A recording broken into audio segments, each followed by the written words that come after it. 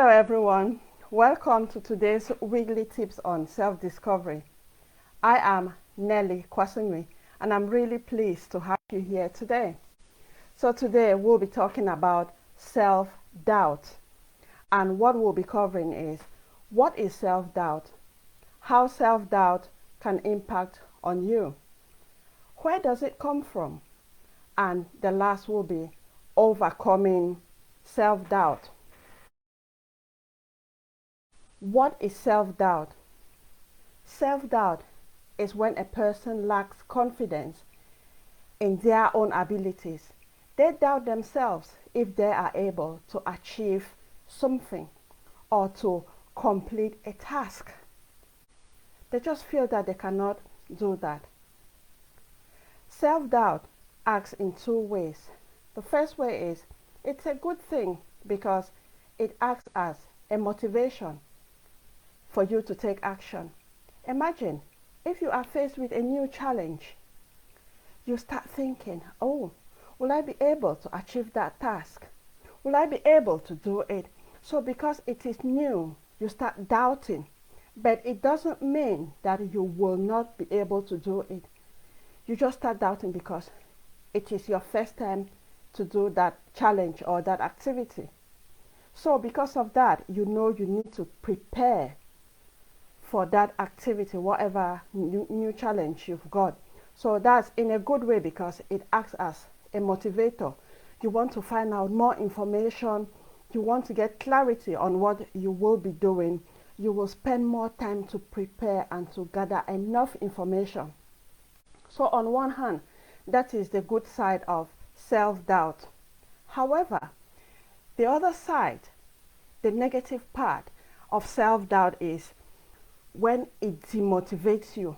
You just give up before you even start because you think, well, what is the point? I will fail. And then it becomes like a self-fulfilling prophecy because you already say you will fail and you work towards that regardless of the effort you put in. At the back of your head, you know it's a failure, and then you get the failure, which is a result you have conditioned your mind. And the negative aspect of self-doubt can be very painful and challenging because you use a lot of energy, negative energy, in that you talk so negatively to yourself. So it is very painful, and the self-doubt, it gets out of control because you just think, well, what is the point? I can't do that. So you feel defeated even before you start. How does self-doubt impact you, your life, your relationships, your performance, your well-being?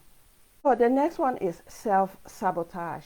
I think recently this word sabotage has really come widely used, and this is what we tell ourselves. The negative self-talks, we just put ourselves down. So that is one of the impacts of self-doubt.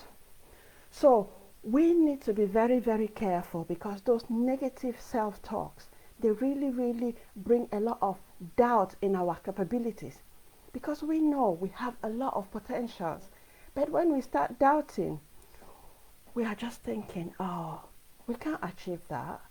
And then we start developing beliefs, or we work on certain beliefs, and at the end, we just fail. It impacts us again that we feel we are inadequate. Imagine just feeling that you are, some people will say, useless. Imagine what you say to yourself. You just feel inadequate. You feel that you are not enough.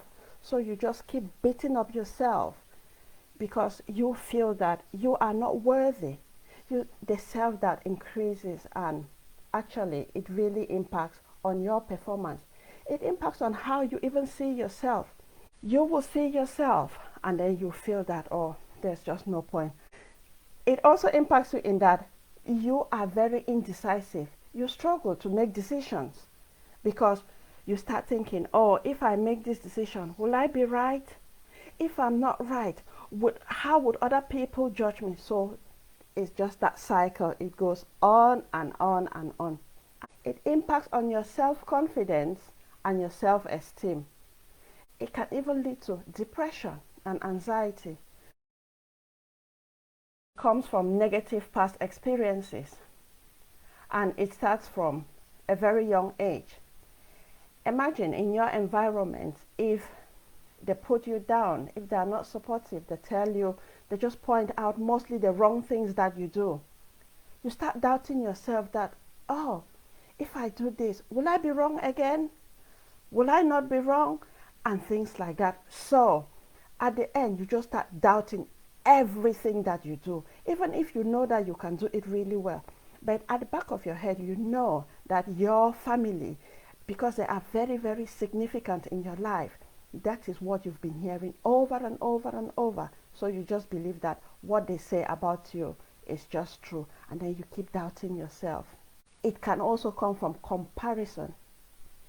It is very common nowadays to compare, because you say, oh, my sister, my brother, my friend, my colleague, my this, they are this way when I am that way. So that comparison, because if you don't compare, you won't know the difference. When in actual fact, you can only compare to yourself how you were yesterday and how you are today to monitor your progress.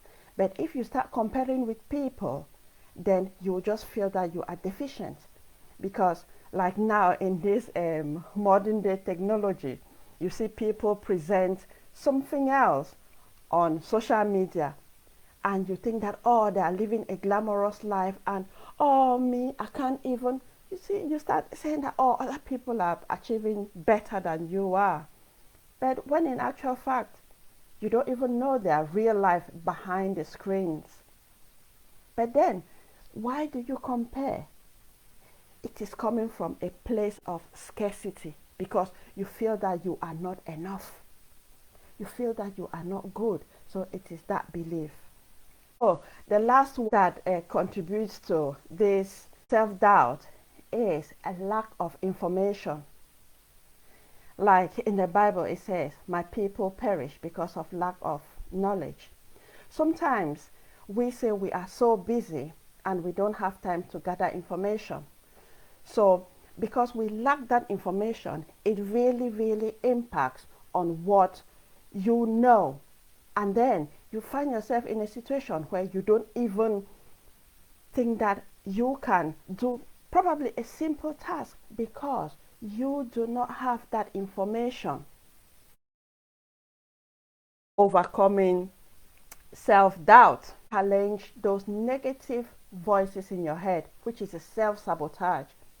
You know, that little tiny voice in your head that tells you, oh no, you are not good, you can't do this, you can't, just telling you just the negative things or the failures that you've had in life, that voice.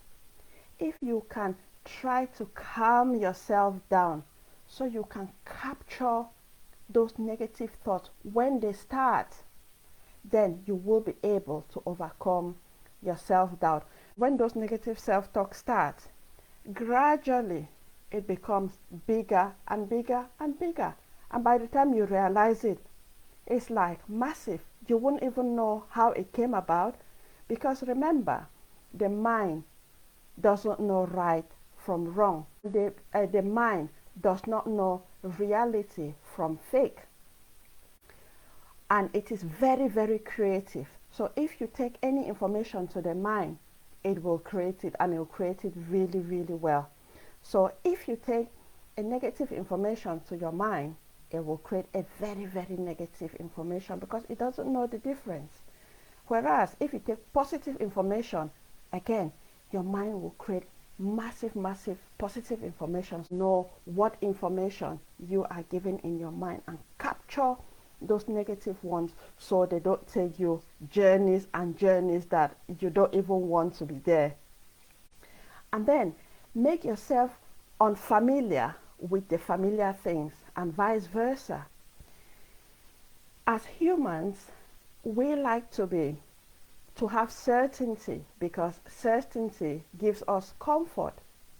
But then if you are certain how every day, every hour, every minute in your life would look like, it would be really boring at some point. And then that is where we call our comfort zone. So then you will not progress because you will not want to try out new things. On the other hand, is we should make uncomfortable situations comfortable, or just the idea, because it is in uncertainties that we have variety. And if you step out from your comfort zone to the uncomfortable, that is where you grow. So we have a variety in areas that are not certain, so which is why you make unfamiliar situations familiar and familiar situations unfamiliar, so nothing comes to you as a surprise. It's just to go with it. Embrace failure. I'm not sure I have spoken to anyone who has said they've not failed in one aspect at least in their lives. And it is from our failures that we learn. So let's learn to embrace our failures, because when we fail, actually, it's not that we are stupid per se. It's that we need to improve on it, and every failure, in my opinion, we should take it as learning opportunities. And in that light, let's not beat ourselves up if we fail in any situation. Be kind to yourself. Forgive yourself. Be grateful for whatever situation you find yourself, because you are just perfect in your imperfections. So be kind to yourself. If you fail, yes, it might be an upsetting situation, but then continue.